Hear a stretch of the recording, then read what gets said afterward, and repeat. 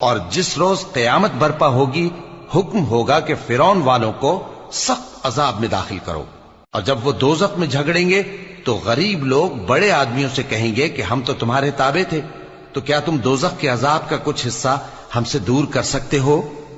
بڑے آدمی کہیں گے کہ تم بھی اور ہم بھی سب دوزخ میں ہیں، اللہ بندوں میں فیصلہ کر چکا ہے، اور جو لوگ آگ میں جل رہے ہوں گے وہ دوزخ کے داروغوں سے کہیں گے کہ اپنے پروردگار سے پکار کر کہو کہ وہ ایک روز تو ہم سے تھوڑا سا عذاب ہلکا کر دے۔ وہ کہیں گے کہ کیا تمہارے پاس تمہارے پیغمبر نشانیاں لے کر نہیں آئے تھے؟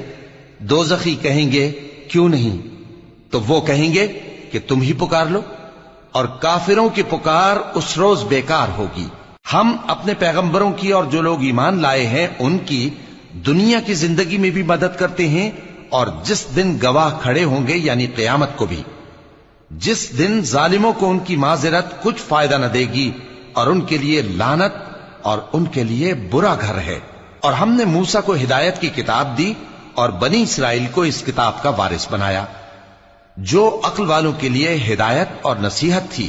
لہذا صبر کرو، بے شک اللہ کا وعدہ سچا ہے، اور اپنی کوتاہی کے لیے معافی مانگو، اور صبح و شام اپنے پروردگار کی تعریف کے ساتھ تسبیح کرتے رہو۔